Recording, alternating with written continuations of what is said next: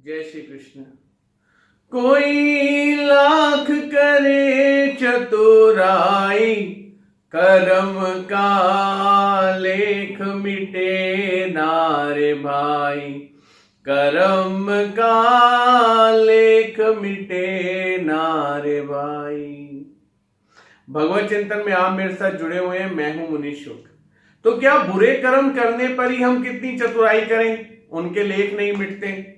आज आपको इस भजन का एक नया अर्थ बताता हूं। कोई लाख करे चतुराई, हमारे प्रति, हम अगर धर्म पे हैं, कर्म का लेख मिटे नारे भाई। हमारे कर्म का लेख मिटे नारे भाई। कर्म का लेख मिटे नारे भाई। दुर्योधन इतना कपटी है कि किसी भी तरीके से पांचों पांडवों का सर्वनाश चाहता है। युद्ध से, धर्म से, बल से, किसी भी तरीके से वो यही सोचता है 24 घंटे कि किसी भी तरीके से मैं अपने पांडवों के जो वंशज हैं, ये 5 पांडु भाई, इन्हें समूल से खत्म कर दूं। अब जब पाप से उसका पलड़ा नहीं बात बन पाती, नहीं भारी हो पाता उसका पलड़ा, तो धर्म की शरण ग्रहण कर लेता है, साधु संतों की शरण में चला जाता है। कोई लाख करे चतुराई, बहुत चतुर बनने की कोशिश कर रहा है। यहां पांडवों का कौन सा कर्म उन्हें बचा रहा है, कौन सा कर्म का लेख सामने आ रहा है, आज आप देखना। बुरे समय में कई कर्म अच्छे आके बचा लेते हैं, और कई जीवन में ऐसे कर्मों के लेख सामने आते हैं कि अच्छी हंसती खेलती जिंदगी खराब कर जाते हैं। यहां अच्छे कर्म का लेख आपको बताना है। दुर्वासा ऋषि आते हैं। दुर्वासा ऋषि जैसे ही हस्तिनापुर आते हैं, दुर्योधन कहता है, महाराज मेरे पांडु भाई आपका बड़ा मान सम्मान करते हैं, बड़ी पूजना करना चाहते हैं आपकी, लेकिन अफसोस इस समय वो जंगल में है, 12 वर्ष का समय काट रहे थे। आप जाएं अपने पूरे गुरुकुल के साथ, वो आपको बड़े प्रेम से भोजन कराएंगे। दुर्वासा ऋषि इसकी चतुराई में आ जाते हैं कि वाकई पांडु के पुत्र पांचों बड़े धर्मवान हैं। जरूर दुर्योधन सही कह रहा है कि शायद वो मेरी सेवा से पुण्य को प्राप्त करें, और उनकी माता कुंती ने तो वैसे ही कुमरत अवस्था में मेरी सेवा से वरदान पाया, और उसी वरदान के ये 5 पुत्र हैं। ये दुर्योधन की भावना सुनकर जो चतुराई से भरी हुई थी, पांडवों का नाश करना चाहते थे। क्यों? दुर्वासा ऋषि बड़ी जल्दी श्राप दे देते थे, बहुत जल्दी गुस्से में आ जाते थे।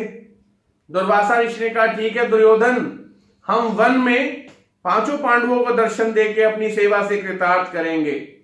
अब ये दुर्वासा ऋषि अपने सारे शिष्यों के साथ वन में वहां पहुंच जाते हैं जहां 5 पांडव द्रौपदी जी के साथ दुख का समय व्यतीत कर रहे थे।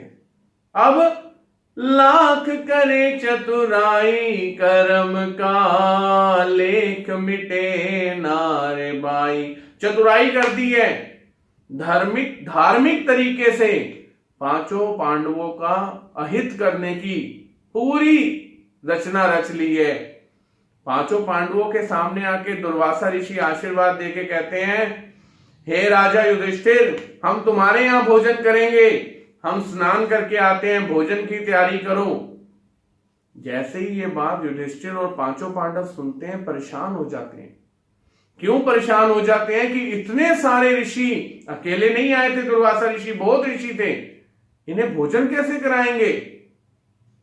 द्रौपदी माता जी को जब ये वृतांत सुनाते हैं, तो द्रौपदी माता भी भोजन कर चुकी थी। द्रौपदी माता जी के पास एक ऐसा पात्र था, दिव्य पात्र था, जिसमें जब तक द्रौपदी माता भोजन नहीं कर लेती थी, तब तक वो अन्न देता रहता था। उस दिन ऐसा समय आया, ऐसी अवस्था प्रकट हुई कि द्रौपदी माता भी खाना खा चुकी थी, पात्र बिल्कुल खाली था। चिंता में पड़ी द्रौपदी माता ने सदा की तरह, कर्म का लेख मिटे नारे भाई। एक कर्म को इस मजबूती से पकड़ा हुआ था, बहुत सारे कर्मों के साथ सब किया, शादी की, हार श्रृंगार किया, बच्चे भी हुए, सब सारे कर्म द्रौपदी माता ने किया। घर बार छोड़ के संन्यास थोड़ी लिया, गृहस्थ आश्रम में रहते हुए जो कर्म हम नहीं जोड़ पा रहे वो द्रौपदी माता ने जोड़ रखा था। भगवान को सिमरने का, पूजा करने का, पाठ करने का, सतत भगवान को याद करने का। भगवान श्री कृष्ण जी से हाथ जोड़ के प्रार्थना की, हे महाराज, एक ऐसा विकट समय आ गया है कि साधु संत दुर्वासा ऋषि भोजन के लिए आ गए, उन्हें ना कहते ही वो श्राप दे देंगे। महाराज, हम वैसे ही संकट की घड़ी में हैं। हे तारनहार, हे भक्तवत्सल भगवान, जल्दी आओ, हमारी रक्षा करो। तुरंत भगवान श्री कृष्ण प्रकट हो जाते हैं। आप आश्चर्य करेंगे कि वो भगवान, ये इंसान, ऐसा कौन सा कनेक्शन है बीच में जो जैसे ही याद किया भगवान आ गए। एक भक्ति का कर्म इतना मजबूती से जोड़ा हुआ है। द्रौपदी माता जी सिद्ध करके दिखा रही हैं पांचों पांडवों के साथ, अगर आप भी जोड़ लोगे, आपकी विकट अवस्था में भगवान आके खड़े हो जाएंगे। भगवान कहते हैं, द्रौपदी बड़ी भूख लगी है, कुछ खिला तो दो। द्रौपदी माता कहती है, महाराज, पहले ही विकट अवस्था है, ऊपर से आप उपहास कर रहे हैं। भगवान श्री कृष्ण जी कहते हैं, कुछ खिला तो दो, एक तो दाना होगा घर में। द्रौपदी माता के हाथ का पात्र भगवान ले लेते हैं, देखते हैं शायद कुछ हो। कोने में एक दाना लगा होता है चावल का। वो एक चावल का दाना खाते ही भगवान श्री कृष्ण जी कहते हैं, मैं तो तृप्त हो गया। क्या कहते हैं? मैं तो तृप्त हो गया। भगवान श्री कृष्ण के ऐसा कहते ही दुर्वासा ऋषि और आए हुए कितने असंख्यात ऋषियों का पेट और उसी जगह जहां वो स्नान करने जाते हैं भर जाता है। आप अंदाजा लगाएं, एक भगवान श्री कृष्ण जी के चावल का एक दाना खाते ही तृप्त होने पर कितने ऋषि, दुर्वासा ऋषि जो बहुत अन्न खाने पर भी निराहारी अपने आप को बताते हैं, वो भी तृप्त हो जाते हैं।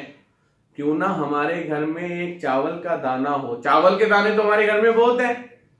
हमारे घर में भक्ति का वो एक कर्म हो कि कोई लाख करे चतुराई, कर्म का, मेरे कर्म का लेख मिटे ना रे भाई, कर्म का लेख मिटे ना रे भाई। मेरे कर्मों के ऐसे लेख हो कि विपदा आने से पहले भगवान श्री कृष्ण आ जाएं। जय श्री कृष्ण।